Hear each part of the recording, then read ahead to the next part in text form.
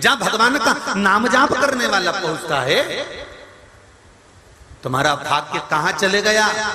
क्या मेले नहीं लगते? क्या झूले नहीं लगते? क्या मार्केट में भीड़ नहीं होती? क्या मार्केट में नहीं जा सकते? चोरी करना है तो ऐसे जगह पर जाकर चोरी करो जहां भगवान का भजन ना हो रहा हो, जहां भगवान का कीर्तन ना हो रहा हो, जहां भीड़ भड़के में परमात्मा का नाम जाप ना हो रहा। चोरी करने का शौक है, भगवान ने तुम्हारे ललाट पर सील लगाकर भेजा है कि तुम चोरते हो तो चोरी करो, जाओ।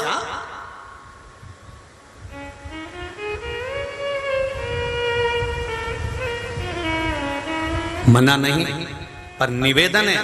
कोई गंगा नहाने के लिए गया, गंगा के घाट पर उसने कपड़े रखे, सामान रखे, किस हिसाब से बेचारा पर्स लेकर गया था?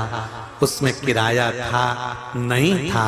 कितनी गड़गड़ी में, कितनी गर्दी में वो गंगा को नहाने के लिए गया, कपड़े उतार कर, और तुम उसका सामान, तुम उसका बैग, तुम उसके पैसे लेकर चले गए, उसके पास किराया तक नहीं था। कितनी बद्दुआ दी होगी, कितनी बद्दुआ दी होगी। तुमने तो उसका पर्स रख लिया, तुमने तो उसकी चेन, तुमने तो उसका मंगलसूत्र, तुमने तो उसका सामान रख लिया, पर विचार करना कि भगवान के धाम में उसने कितनी बद्दुआ दी होगी। एक जन्म में तुम भोग नहीं सकते, ना जाने कितने जन्म होंगे, तो भी तुमको तड़प तड़प कर मरना पड़ेगा, तब भुगतोगे, तब मालूम। बहुत कठिन है बाबा। शिव महापुराण की कथा कहती है, एक सेठ के घर में से एक व्यक्ति ने कर्जा ले लिया था और कर्जा नहीं चुकाया था, तो उसी सेठ के घर में उसको भैंस बन के जन्म लेना पड़ा था। सेठ रोज दूध निकालता था और वो भैंस रोज रोती थी और अपनी बेस्ट फ्रेंड से कहती थी भैंस कि जीजी एक बात समझ में नहीं आती, ये सेठ जी हमारा पूरा दूध क्यों निचोड़ लेता है? तो जो बेस्ट फ्रेंड थी भैंस की, वो भैंस कहती थी कि ये सेठ बड़ा चतुर है, जिसको कर्जा देता है अगर वो चुका नहीं पाता है तो इसके यहाँ भैंस बनकर दूध दे दे कर चुकाता है।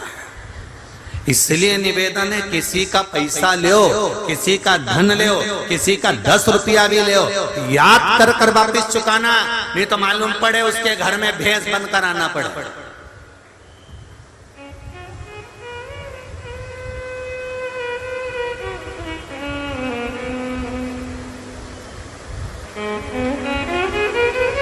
कितना भोगना पड़ता है। हमें बड़ा दुख होता है जब हम गधे को देखते हैं, हमें बड़ा दुख होता है जब हम किसी पशु पक्षी को देखते हैं, हमें बड़ा दुख होता है किसी जानवर को देखते हैं और वो जानवर भूख से बिलक रहा होता है, रोड पर चक्कर खाकर गिर रहा होता है, जब वो बैलगाड़ी को खींच रहा होता है, भूखा प्यासा वजन तो कर जा रहा होता है, तब हमको दुख होता है। बेचारा देखो तो शरीर कैसा बैल है, देखो तो शरीर कैसा जानवर है, कैसा जीव है, उसका मालिक उसको कोड़े मार रहा है, उसका मालिक उसको रस्सी मार रहा है और वो वजन से वजन सामान को लेकर भाग रहा है, दौड़ रहा है, चल रहा है, घोड़ा चलते जा रहा है, इतना वजन तोप कर जा रहा है। हमें दुख होता है, हमें दुख होता है, पर हम समझते हैं कि हमें दुख हो रहा है उसको देखकर, पर वो दुख नहीं होना चाहिए क्योंकि उसके कर्म का दंड वो भोग रहा है, जो पूर्व में किया था उसको भोगना पड़ रहा है।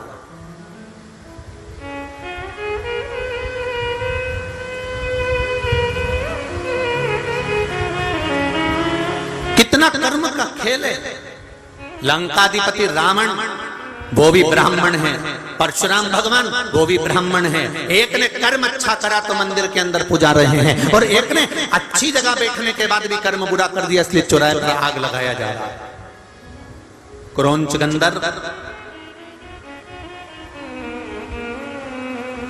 देवताओं की सभा में बैठने वाला क्रौंच गंधर्व, जो देवताओं की सभा में बैठकर सबको ज्ञान देता था, सबको विद्वत्ता बताता था, सबको अभिमतता में सबको अपना अपना रसतत्व ग्रहण कराता था। क्या कर रहे हो, कहां जा रहे हो, क्यों गलत काम कर रहे हो, क्यों गलत मार्ग पर जा रहे हो। जो इतना विद्वान होने के बाद क्रौंच गंधर्व शोभरी ऋषि के घर में प्रवेश कर गया, जिस समय पर शोभरी ऋषि की धर्म दोनों शंकर जी की आराधना कर रहे थे, दोनों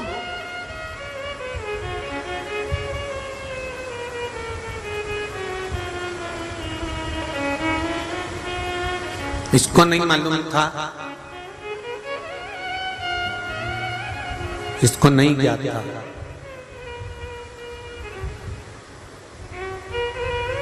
कि आज तृतीया तिथि है।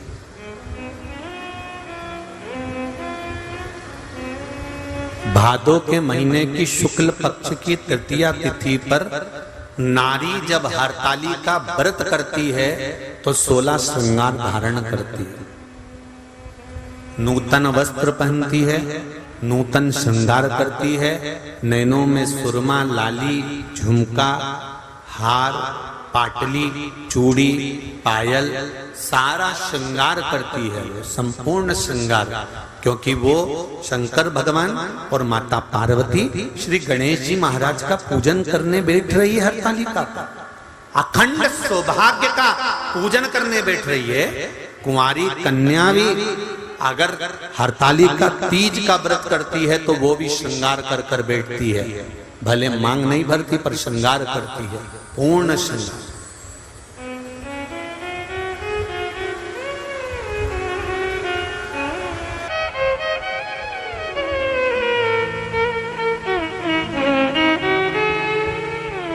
चोरों को ये नहीं मालूम पड़ता कि वो कहां चोरी कर रहे हैं, उनको तो धन चाहिए। पर ये सोचो कि अपनी कितनी पीढ़ी को वो नरक में पटक रहे हो।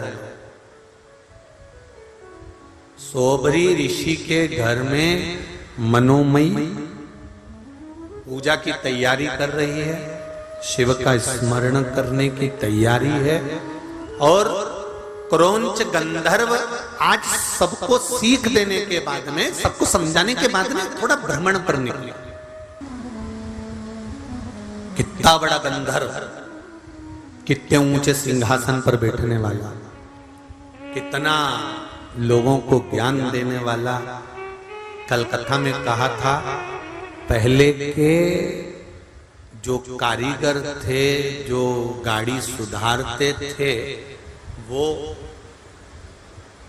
अलग ही होते थे, उनका गाड़ी सुधारने का तरीका कुछ अलग होता है।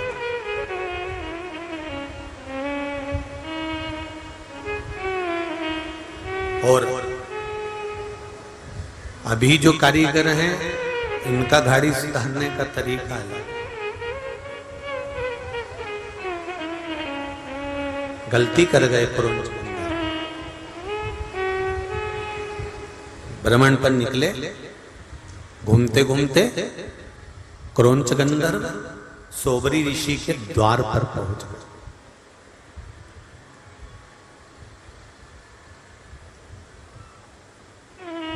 हरतालिका तीज के दूसरे दिन तृतीया के बाद क्या आती है? जम के बोलो, जम। गणेश चतुर्थी, गणेश जी बैठते। अब स्त्री नारी पूरी रात जगी है, पूरी गणेश चतुर्थी, गणेश जी बैठते। अब स्त्री नारी पूरी रात जगी है,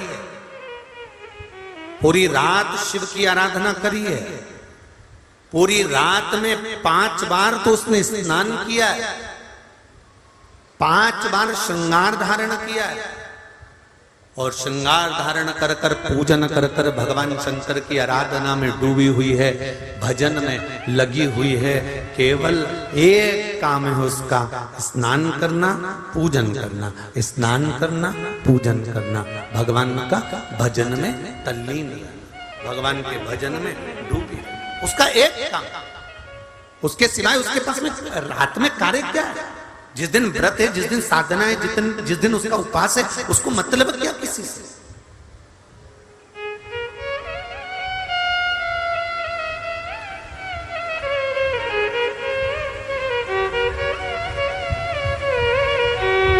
सुंदर सोबरी ऋषि ने जो भगवान शंकर की पूजन के लिए जो पाटा रखा था उस पर केले का पत्ता, केले के पत्ते के ऊपर शिवलिंग का निर्माण, पार्वती जी का निर्माण और गणेश जी का निर्माण किया। रात्रि को सुंदर फुलरा बांध पूजन किए, बड़ा भाव से पूजन करिए, रात भर पूजन चली।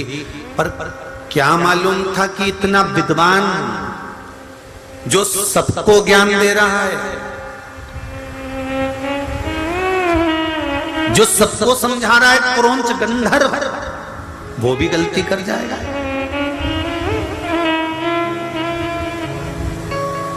सुबह का समय,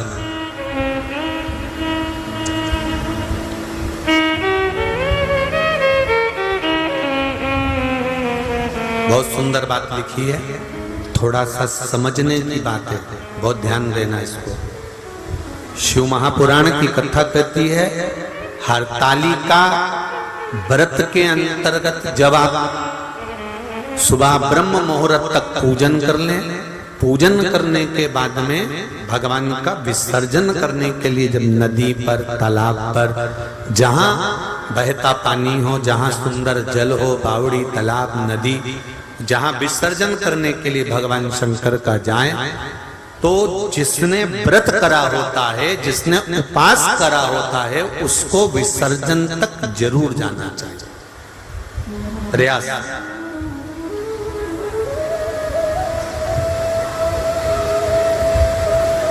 कई लोगों की आदत रहती है, केवल पूजन करने के टाइम पर आती हैं, पूजन करी, अपने घर जाके बैठ जाते हैं। जहां फुलेरा बन रहा है, आप घर पर पहली पूजन करने के बाद घर जाकर अपने परिवार को बता देना कि अब मैं रात को बार बार नहीं आ सकूंगी, अब मैं भगवान की आराधना करूंगी, पूजन करूंगी। हाँ, स्नान करने के लिए आई, तैयार होकर तुम मुझे छोड़ आना, फिर मैं पूजन करूंगी वहां। वो हो सकता है आना जाना, पर थोड़ा बैठ कर सत्संग, भजन, कीर्तन, श्री शिवाय नमस्तुभ्यम, या पंचाक्षर मंत्र नमः शिवाय, षडाक्षर मंत्र ओम नमः शिवाय, या भगवान का भजन वहां बैठकर करते हैं। क्रौंच गंधर्व ने गड़बड़ी कर दी, मनोमयी ने शंकर जी की आराधना करी, पूजन करी और अपने पति से कहा, स्वामी स्वामी, क्या बात है मनोमयी, एक निवेदन करना चाहता हूं, बोलिए। क्या आप शंकर भगवान का विसर्जन कर कर आ जाएंगे? हाँ, चले जाता हूं।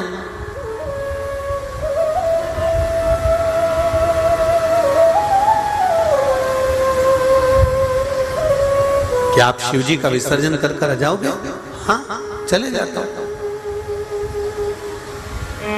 पूजन आपने करी है, अर्चना आपने करी है, आराधना आपने करी है, शिव को निमंत्रण देकर आपने बुलाया, तो छोड़कर भी कौन आएगा?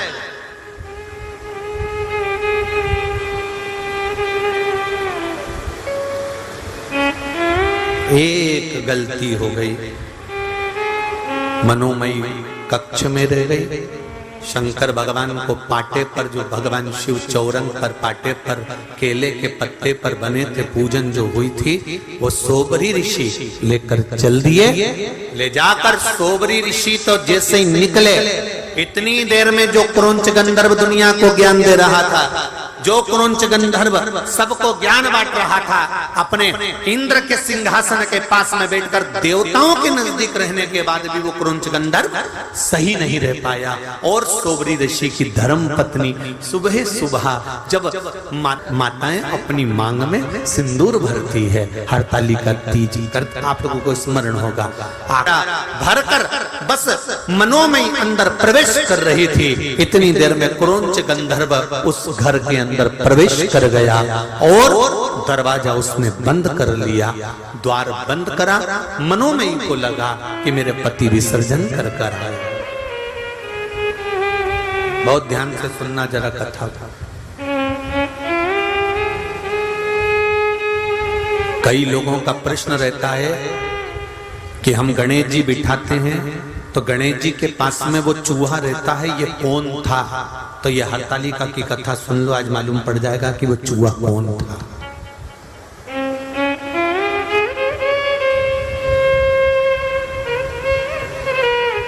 कई लोगों का प्रश्न है कि गणेश जी के साथ जो चूहा रहता है, हम गणेश जी बिठाते हैं तो चूहा साथ में रहता है, तो वो चूहा कौन था?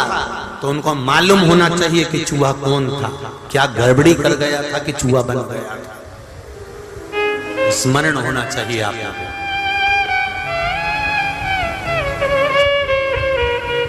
मनोमयी को लगा मेरे स्वामी आए, उसको भान नहीं हो पाया कि स्वामी नहीं है, ये तो क्रोंच गंधर्व प्रवेश कर गया। और गलत सोच से, गलत विचार से।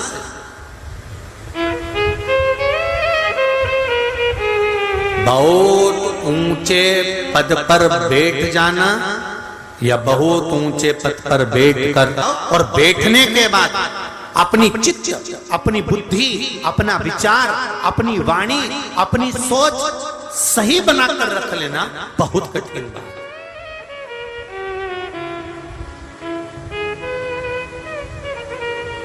एक भगवान से एक प्रार्थना जरूर करना आप लोग। मैं तो निवेदन करूंगा हिंगोली वासियों से भी, आस्था चैनल पर कथा सुनने वालों से भी, फेसबुक यूट्यूब पर कथा सुनने वालों से भी निवेदन करूंगा, भगवान से प्रार्थना करना, भगवान हमें ऊंचे सिंहासन पर बिठाना, हमें ऊंची गादी देना, हमें राशि ठाड़ देना, हमें दुनिया का सारा सुख देना, पर इतनी कृपा करना कि अपनी वाणी से, अपने द्वारा हम किसी को नीचा ना दिखाएं। अपनी वाणी से, अपने द्वारा हम किसी को नीचा ना दिखाया जाए, किसी को हमारी वाणी से चोट ना लगे, किसी को हमारी वाणी से कोई घात ना पहुंचे।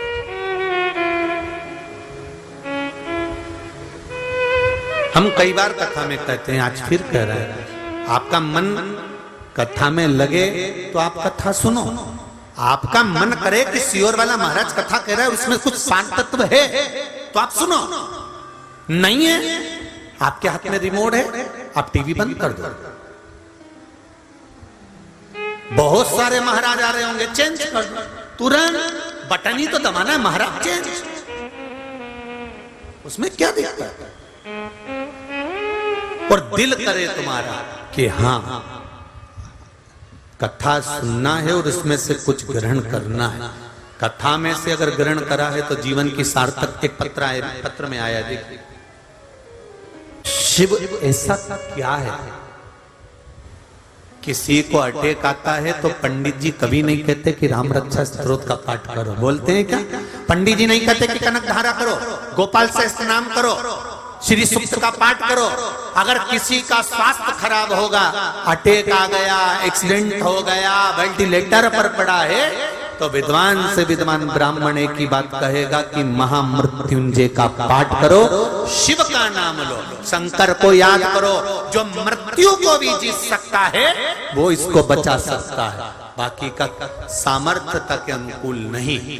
महाराज, एक निवेदन है, जब हम दुख की घड़ी में होते हैं, फिर निवेदन है, एक शंकर का चरण अगर पकड़ लिया तो ये विश्वास मानना, वो किसी के आगे तुम्हें झुकने नहीं देगा, तुमको संभाल, किसी के आगे झुकने नहीं देगा।